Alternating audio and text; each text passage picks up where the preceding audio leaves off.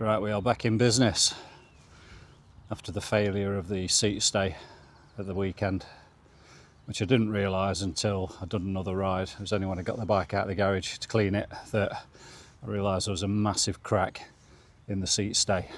So it's had a complete new rear end seat stay and chain stay. Now, I don't think the seat stay's done bad for 18,000 miles, the amount of abuse that this bike has had to endure, but it's done its job. That's the idea of the chain stay and the seat stay being separate, that if they break you haven't got to buy a complete new frame. But yeah, that's where we're up to at the minute. Bike's back in business, we're good to go. But the quest for the new bike continues, and I have kind of narrowed it down a little bit. I just want to say thank you to everybody that took the time to comment and leave, in some cases, some very detailed reasons what and why I should buy the next bike. And I've taken all that feedback on board, and I've been looking non-stop at bikes over the last couple of weeks. The problem I'm having now is finding the right size. I'm not desperate to rush out and buy the first thing, so if it takes me another few months, then so be it. But I want it to be the right bike. I think I've gone away from the full XC bike. The reason being, the Triple B is a trail bike, and I'm looking at fitting some lighter, stronger wheels with some really fast rolling tyres, which I've already got, which I think will make this bike instantly faster where I do 90% of my riding, which is around Sherwood Pines and local trails.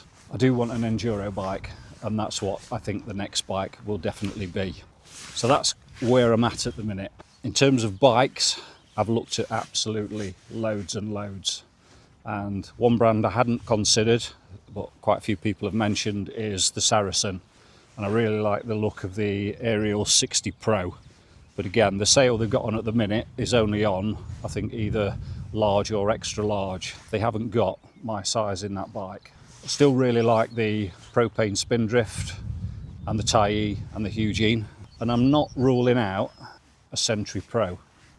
The reason being how easy they are to maintain, and if, like I've had with the Triple B, a rear end breaks, it's not really an expensive job to replace the back end, and they are a more than capable bike. Might be a few years old now, but geometry, I think, on bikes has pretty much plateaued, and I think it's the components on the bike that make the difference, and obviously the rider. But I'm not ruling that one out. I said I wouldn't have another Calibre, but the more I look at the Sentry Pro, the more I think it kind of fits as well. But I do like the look of the other bikes as well. So the quest will continue. If it takes me another couple of months, it takes me to the end of the year. It's not the end of the world, because I've still got a bike to ride. But I'm not rushing into it. But I really appreciate everybody's feedback and comments and suggestions. But it has made the decision a little bit harder than it previously was, because I sort of narrowed it down to less than that. So we'll see. So stay tuned. You'll be the first to know when I get a new bike, don't worry. But for today, I just wanted to come out, put the new rear end to the test, make sure everything's okay, and have a steady ride before work, and just bring you up to speed with where I was with the bike. So we're back in business. We will be riding at some point this weekend as well. So enjoy the video. Right, top of Vicar Water, let's have a roll down to the lake, drop into Pines. Lovely and quiet this time of the morning, just after 8 o'clock.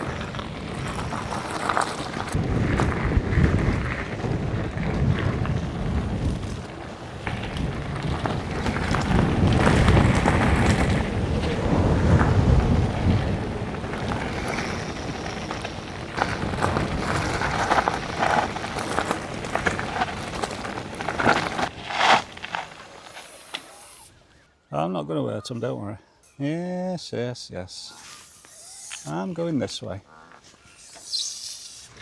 I've been out 5 minutes and getting bullied already.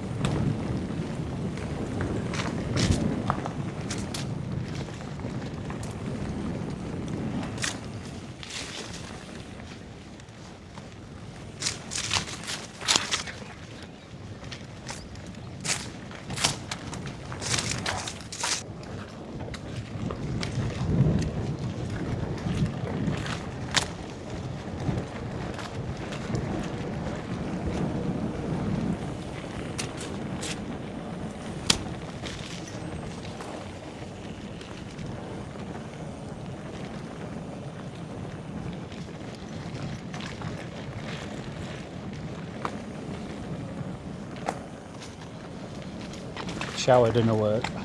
See you on the next one.